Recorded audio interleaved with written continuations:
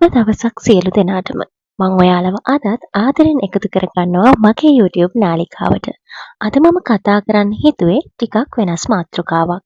ගොඩක්ම මේ මාතෘකාව වැදගත් වෙන්නේ අපේ A-level O-level ලියන දරුවන්ට. අද මම කතා කරන්නේ රසාස්වාදයක් කොහොමද අපි වෙනස්ම විදිහකට ලියන්නේ කියලා.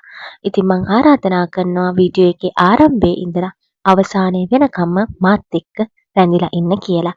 ඒ වගේම තමයි තාම මාව සබ්ස්ක්‍රයිබ් කරලා නැත්නම් මාව සබ්ස්ක්‍රයිබ් කරලා ලයික් කමෙන්ට් කරලා මාත් එක්ක දිගටම රැඳිලා ඉන්න. හරි. එහෙනම් දැන් යමු අපි අපේ වීඩියෝ එකට.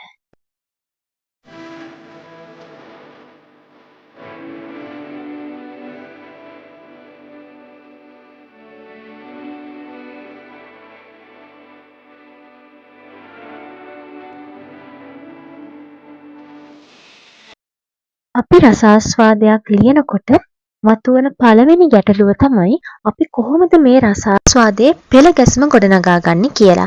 ඒ කියන්නේ පළවෙනි ඡේදය කොහොමද, අන්තර්ගතය කොහොමද වෙන්න ඕනි. ඒ වගේම තමයි අපි රසාස්වාදයට ලස්සන අවසානයක් දෙන්න ඕනි. ඒ වගේම තමයි මේ රසාස්වාදයක් ලියනකොට සම්මත විචාර මූලධර්මයන් තියෙනවා. අපි එතකොට ඒ සම්මත විචාර මූලධර්මයන් වලට යටත් වෙලා තමයි අපේ නිර්මාණය රස විඳින්න ඕනි. ඒ වගේම තමයි අපිට ඒ පද්‍ය පන්තිය දැනෙන්නේ කොහොමද කියන දේ අපේ භාෂාවෙන් රචනා කිරීම තමයි මෙතනදී වැදගත්ම කරුණ වෙන්නේ.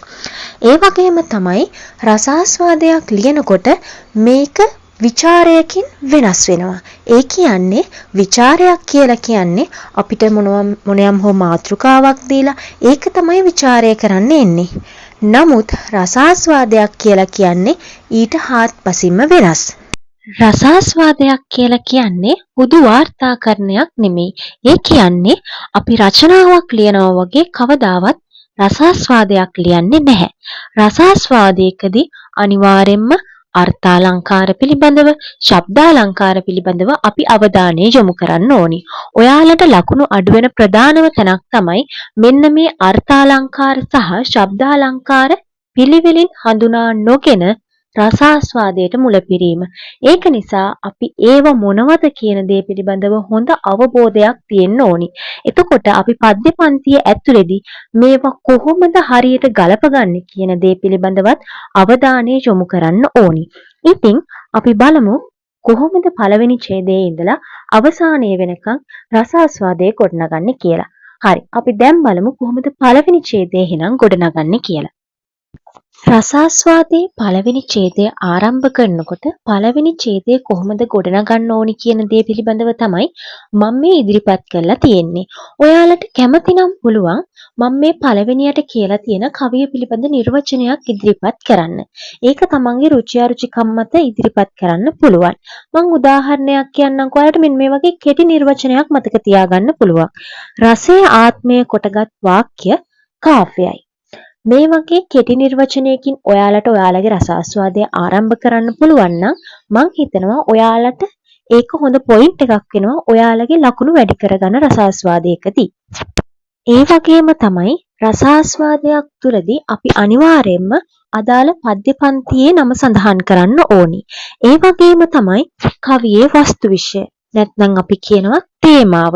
එහෙමත් නැත්නම් අපි කියනවා කවියා පෞද්ගලිකව ලැබපු කිසියම් හෝ අත්දැකීමක්, එහෙමත් නැත්නම් කියවීමෙන් ඔහු ලබා ගන්නා ලද දැනීමක්, එහෙමත් නැත්නම් වෙනත් අයෙකුගේ අත්දැකීම් මගින් ලබා ගන්නා ලද දැනුමකින් තමයි කවියට වස්තු විෂයක් කවියා නිර්මාණය කරන්නේ.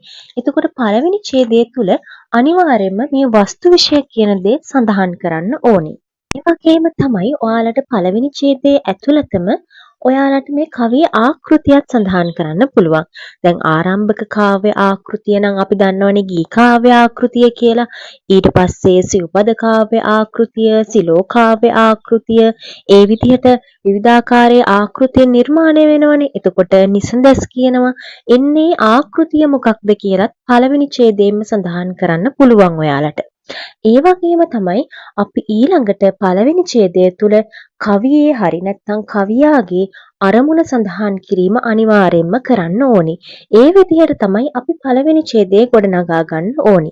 පළවෙනි ඡේදය අනවශ්‍ය වැල්වටාරම් වලින් බැහැර වෙලා අවශ්‍යම කරුණු ඉතා කෙටියෙන් පැහැදිලිව සඳහන් කිරීම තමයි වැදගත් වෙන්නේ. මොකද පළවෙනි ඡේදය හරහාම අපි කාල කළමනාකරණය කර ගැනීම වැදගත් වෙනවා. දැන් අපි බලමු දෙවන ඡේදය කොහොමද ගොඩනගාගන්නේ කියලා. දෙවන ඡේදය කියලා කියන්නේ රස ආස්වාදයේ අන්තර්ගතය. මේක මම දෙවෙනි ඡේදය කියලා කිව්වට ඔයාලට ඡේද කිහිපයකින් මෙන්න මේ රස ආස්වාදයේ අන්තර්ගතය පිළිබඳව විග්‍රහයක් කරන්න පුළුවන්. ඒකෙදි මම අර කලිනුත් කිව්වා වගේ අර්ථාලංකාර පිළිබඳව, එතකොට ශබ්දාලංකාර පිළිබඳව, මේ කියන කාව්‍යෝපක්‍රම පිළිබඳව සමස්ත විග්‍රහයක් තමයි රසාස්වාදයේ අන්තර්ගතය හරහා අපි ඉදිරිපත් කරන්න ඕනි. මුලින්ම අපි කතා කරමු අර්ථාලංකාර ගැන. මම ඔයාලට මේකේ highlight කරලා දීලා තියෙනවා අර්ථාලංකාර කියන්නේ මොනවද කියලා. ඒකෙදිත් මුලින්ම උපමා පිළිබඳව තමයි අපේ කතිකාවත යන්න ඕනි. උපමා පිළිබඳව සාහිත්‍යමය රසයෙන් යුක්තව අපි අපේ රසාස්වාදය තුළ කරුණු එකතු කරන්න ඕනි. ඊට පස්සේ අපි රූපකාලංකාර තියෙනම් ඒ පිළිබඳවත් කෙටි විග්‍රහයක් යන්න ඕනි. ඒ වගේම තමයි උපමා රූපකත් එක්කම වෙන සංකල්ප රූප පිළිබඳවත් මේ කරුණු විග්‍රහය තුළම කරුණු ඇතුළත් කරලා රසාස්වාදය කරන්න පුළුවන්. හැබැයි මතක තියාගන්න ඕනි අනිවාර්ය කරුණ තමයි සාහිත්‍යමය වචන මේ තුල ගැබ් වෙලා තියෙන්න ඕනි. එතකොට තමයි ඔයාලට අනිත් අයට වඩා ලකුණක් ඔයාගේ රසාස්වාදයට ගන්න පුළුවන් වෙන්නේ. ඒ වගේම තමයි පද්‍ය පන්තිය තුල සංකේත භාවිත කරලා තියෙනවා නම් ඒ සංකේත පිළිබඳවත් කෙටි විග්‍රහයක් කරන්න ඕනි. මම ඔයාලට ඉදිරි වීඩියෝ එකකදී ගේන්නම් සංකේත කියන්නේ මොනවද කියලා. ඒ වගේම තමයි අපි ඊළඟට අතිශයෝක්තිය පාවිච්චි කරලා තියෙනවද බලන්න ඕනි පද්‍ය පන්තිය තුල. අතිශයෝක්තිය කියලා කියන්නේ යමක් පවත්නා තත්වයට වඩා උසස් කොට දැක්වීම. ගොඩක් පද්‍ය පන්තිවල මේ අතිශයෝක්ති අලංකරණය භාවිත කරලා තියෙනවා. එතකොට ඔයාට විග්‍රහ කරන්න දෙන නැත්නම් ඔයාට රසාස්වාදය කරන්න දෙන පද්‍ය පන්තිය තුල අතිශයෝක්ති අලංකාරය තියෙනවා නම් අනිවාර්යයෙන්ම ඒ පිළිබඳව සඳහන් කරන්න ඕනි. ඒ වගේම තමයි ස්වභාවෝක්ති අලංකරණය. ඔයාලට ඒ වචනයෙන්ම තේරෙනවා යමක පවතින ස්වභාවය ඒ විදිහටම විග්‍රහ කරනවා නම් තමයි අපි ඒකට ස්වභාවෝක්ති අලංකරණය කියලා කියන්නේ. ගොඩක් කවීන් මේ ස්වභාවෝක්ති අලංකරණයත් භාවිත කරනවා. එන්නේ ඒක නිසා ඔයාලා හොඳට මතක තියාගන්න කවියා පද්‍ය පන්තියට භාවිත කරලා තියෙන්නේ අතිශයෝක්ති අලංකරණයද නැත්නම් ස්වභාවෝක්ති අලංකරණයද කොහොමද අපි මේ දෙක අඳුනගන්නේ? ඒ වගේම තමයි අපි රසාස්වාදය කරනකොට කොහොමද මේ ස්වභාවෝක්ති අලංකරණය පිළිබඳව විග්‍රහ කරන්න කියලාත් හොඳ දැනීමකින් ඉන්න ඕනි. ඒ වගේම තමයි අපි රසාස්වාදයක් තුළ නවනලු රස තියෙනවා නම් අන්න ඒ ගැනත් කතා කරන්න ඕනි. ඒ වගේම තමයි නවනලු රසයන් ගැනත් අපි විග්‍රහ කරන්න ඕනි. පද්‍ය පන්තියට අදාළව ඒ ආකාරයේ වූ රසයන් තියෙනවා නම් විතරයි අපි පද්‍ය පන්තිය තුළ ඒව විග්‍රහ කරන්නේ. එතකොට මේ නවනලු රසයන් කියන්නේ මොනවද? මේ මිනිස් සිතේ ඒ කියන්නේ අපේ හිතේ ඇතිවන විවිධමය භාවයන් කියලා කියන්නේ අපේ හිතේ ඇතිවන විවිධ හැඟීම්. ඒවා තමයි අපි මේ නවනලු රසයන් කියලා කියන්නේ. එතකොට විවිධාකාරයේ රස නවයකින් තමයි මේ නවනලු රසයන් නිර්මාණය වෙලා තියෙන්නේ. මම අද මේ වීඩියෝ එකෙන් ඒ පිළිබඳවත් ඔයාලට දැන් කතා කරනවා. අපිට සාහිත්‍ය නිර්මාණයක් රස විඳිනකොට අපේ හිතේ ශෝකයක් එහෙමත් නැත්නම් අනුකම්පාවක් ඇති වෙනවා නම් අපි ඒකට කියන්නේ කරුණා රසය කියලා. යම් නිර්මාණයක් රස විඳිනකොට අපිට සිනහවක් පහළ වෙනවා නම් අපි කියනවා එතන තියෙන්නේ හාස්‍ය රසය කියලා. ඒ වගේම තමයි ඕනෑම නිර්මාණයක් රස විඳීමේදී අපිට බය සහිත හැඟීමක් දැනෙනවා නම් අපි කියනවා එතන තියෙන්නේ භයානක රසය කියලා. ඒ වගේම තමයි සිත නිවන මෛත්‍රී සහගත දයානුකම්පිත හැඟීමක් ඇති වෙනවා නම් යම් නිර්මාණයක් කරහා අපි කියනවා එතන තියෙන්නේ ශාන්ත රසය කියලා. ඒ වගේම තමයි අපේ පංචේන්ද්‍රිය පිනවමින් ශෘංගාර රසය ඇති කරනවා නම් ඒ කියන්නේ දර්ශන ශෘංගාරය වෙන්න පුළුවන්, ශ්‍රවණ ශෘංගාරය වෙන්න පුළුවන්, ආග්‍රහණ ශෘංගාරය වෙන්න පුළුවන්, ස්පර්ශ ශෘංගාරය වෙන්න පුළුවන්. මෙන්න මේ වගේ ශෘංගාරාත්මක හැඟීමක් යම් සාහිත්‍ය නිර්මාණයක් රස විඳිනකොට අපිට දැනෙනවා නම් අපි කියනවා එතන තියෙන්නේ ශෘංගාර රසය කියලා. ඒ වගේම තමයි යම් නිර්මාණයක් රස විඳිනකොට අපිට කිසියම් පිළිකුල් සහගත හැඟීමක් දැනෙනවා නම් ඒ කියන්නේ අප්පිරියාවක් අන්න ඒ වගේ හැඟීමක් දැනෙනවා නම් අපි කියනවා ඒක බීභත්ස රසය කියලා. ඒ කියන්නේ පිළිකුල් සහගත හැඟීමක් දැනෙන රසය. නැත්තම් අපි තවත් නමක් මේකට දෙනවා ජුගුප්සා රසය කියලා. ඒ වගේම තමයි යම් නිර්මාණයක් රස විඳිනකොට ඒ නිර්මාණය හරහා අපි පුදුමයටපත් වෙනවා නැත්නම් විස්මයටපත් වෙනවා නම් අපි කියනවා එතන තියෙන්නේ අద్භූත රසය නැත්නම් විස්මය රසය කියලා. ඒ වගේම තමයි යම් නිර්මාණයක් රස විඳිනකොට අපේ හිතේ යම්කිසි කෝපයක් ඇති වෙනවා නම් එතන තියෙන්නේ රෞද්‍ර රසය. එතකොට මේ හරහා තමයි නවනලු රසය ගලාගෙන යන්නේ. ඔයාලට අදාළ පද්‍ය පන්තිය තුලත් මේ නවනලු රස ගැබ් වෙලා තියෙනවා නම් අනිවාර්යයෙන්ම රසාස්වාදය කරනකොට නවනලු රසයන් පිළිබඳවත් විග්‍රහ කරන්න අමතක කරන්න එපා. ඒ වගේම තමයි ඊළඟට උත්ප්‍රාසය තියෙනවා නම් ඒ කියන්නේ අපි සරලවම කියනවා නම් ව්‍යාජ ප්‍රශංසාව. ඒ කියන්නේ වචන මගින් කියවෙන අර්ථයට හාත්පසින්ම වෙනස් අර්ථයක් ප්‍රකාශ කරනවා නම් අන්න එතන තියෙන උත්ප්‍රාසය. සමහර පද්‍ය පන්ති තුල මේ උත්ප්‍රාසය තියෙනවා. එතකොට ඔයාලට රසවින්දනය කරන්න දෙන පද්‍ය පන්තිය තුලත් උත්ප්‍රාසය තියෙනම් ඒ පිළිබඳවත් සඳහන් කරන්න. මොකද සමහරුන්ට මග ඇරෙන කරුණු තමයි මේවා. ඔයාලට මේ කරුණු තුලින් අමතරව ලකුණු ලබා ගන්න පුළුවන්. මොකද හැමෝම ලියන ඒකාකාරී රසාස්වාදයට වඩා වෙනස් රසාස්වාදයක් නේ. එතකොට ඔයාලා ලියලා තියෙන්නේ. ඒ නිසා ඔයාලට ලකුණු ගන්න හරිම ලේසියි.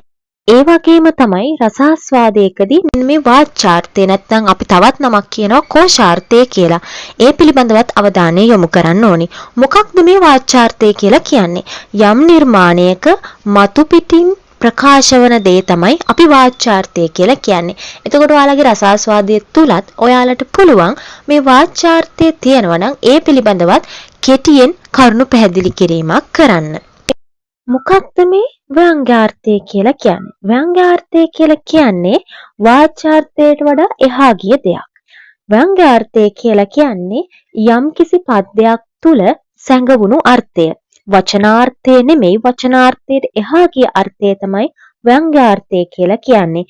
ගොඩක් සාහිත්‍ය නිර්මාණවල කවීන් මෙන්න මේ ව්‍යංගාර්ථය කියන දේ භාවිත කරනවා. එතකොට ඔයාලා හොඳට පද්‍ය පන්තිය අධ්‍යයනය කරලා ඒ තුල ව්‍යංගාර්ථයක් තියෙනවා නම් ඒ පිළිබඳවත් සඳහන් කිරීම වැදගත් වෙනවා. ඒ වගේම තමයි පද්‍ය පන්තියක් තුල ශබ්දාලංකාර පිළිබඳවත් අපි අවධානය යොමු කරන්න ඕනි. මොකද සමහර අයට මගහැරෙන කරුණක් තමයි මෙන්න මේ ශබ්දාලංකාර කියලා කියන්නේ. ශබ්දාලංකාර ගැන ගත්තාම අනුප්‍රාස එලිවට එලි සමයේ තමයි ශබ්දාලංකාර කොටසදී අපි කතා කරන්නේ. සමහර පද්‍ය පන්තිවල එලිවට එලි සමයේ නැහැ. නමුත් ගොඩක් පද්‍ය පන්තිවල මෙන්න මේ අනුප්‍රාසය කියන දේ ගැබ් වෙලා තියෙනවා. ඔයාලට වෙනම ඡේදයකින් කැමති නම් මේක විග්‍රහ කරන්නත් පුළුවන්. එහෙමත් නැත්නම් ඔයාලා ප්‍රවීණයෙක් නම් රසාස්වාද ලියන මේ අර්ථාලංකාරات එක්කම ඒ උපුටා ගැනීම වල අනුප්‍රාස තියෙනවා නම් එතෙන්දිම ඒවා විග්‍රහ කරන්නත් පුළුවන්. ඒක ගැටලුවක් වෙන්නේ නැහැ. හැබැයි අනිවාර්යයෙන්ම ඒ අනුප්‍රාස තියෙනවා නම් ඒක ලියන එක තමයි වැදගත් වෙන්නේ. මොකද ඒකෙනුත් ඔයාලට අනිවාර්යයෙන්ම ඉහළ ලකුණකට යන්න පුළුවන් වෙනවා. දැන් අපි කතා කරමු රසාස්වාදයේ අවසාන ඡේද කිහිපය අපි කොහොමද ගොඩනගා ගන්න ඕනි කියලා. ආරම්භය වගේම තමයි රසාස්වාදයක අවසානය කියලා කියන්නේත් ඊ타මත්ම වැදගත් තැනක්. එතකොට අවසානයත් රසාස්වාදයේ තුල හරිම තාර්කිකව විග්‍රහ කිරීම තමයි වැදගත් වෙන්නේ. ඒ තුලත් අනිවාර්යයෙන්ම සාහිත්‍යමය වචන වලින් සුපෝෂිත වාක්‍ය තමයි ඇතුළත් වෙන්න ඕනි. කවියක අවසන් ඡේදයේ තියෙන්න ඕනි කරුණු තමයි මම මේ දක්වලා තියෙන්නේ. දෘෂ්ටි කෝණය, ජීවන දෘෂ්ටිය කොහොමද කවිය සංයමයෙන් යුතුව පද්‍ය පන්තිය රචනා කරලා තියෙන්නේ කියලා අවසාන ඡේද කිහිපයේදී පොඩි පැහැදිලි කිරීමක් යන්න ඕනි. ඒක අනිවාර්යයෙන්ම රසාස්වාදයකදී වැදගත් වෙනවා. එතකොට මොකක්ද මේ දෘෂ්ටි කෝණය කියලා කියන්නේ? ඔයාලා හිතන්නකෝ යම් කිසි කවියක් ලියලා තියෙන්නේ මම, මා, අපි, අප කියන කතන ක්‍රමය උපයෝගී කරගෙන. එහෙම වුණොතින් අපි මේ පද්‍ය පන්තියේ දෘෂ්ටි කෝණය උත්තම පුරුෂ දෘෂ්ටි කෝණය කියලා කියනවා.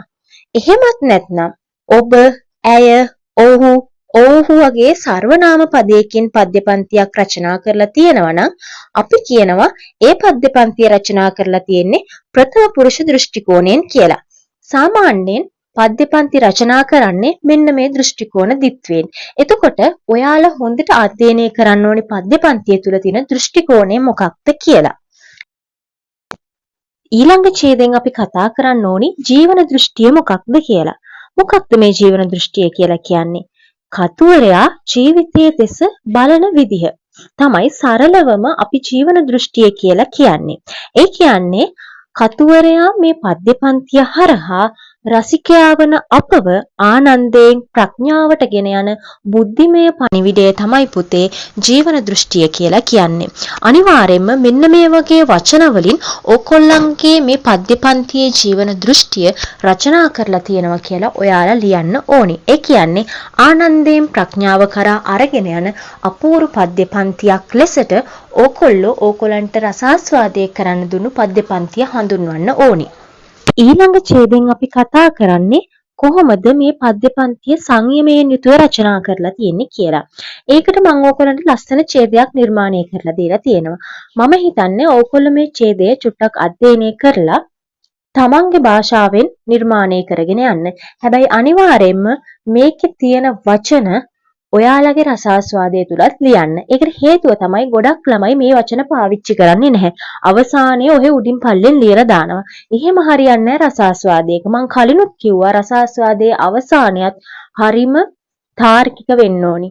රසවින්දනාත්මක වෙන්න ඕනි. එතකොට මෙන්න මේ වගේ භාෂා ශෛලියකින් ඔයාලට පුළුවන් රසාස්වාදය අවසානයත් ලියන්න. මම හිතනවා අද මම මේ කතා කරපු කරුණු ඕගලන්ට ගොඩක් වැදගත් වේවි. ඊටාම පැහැදිලිව ඒ වගේම තමයි ඉහළ ලකුණකට යන හොඳ රසාස්වාදයක් නිර්මාණය කරගන්න. එහෙනම් ආයෙත් මේ වගේ හරවත් සිංහල වීඩියෝ එකකින් අපි හම්බෙමු. ඔයාලට සුබ දවසක්.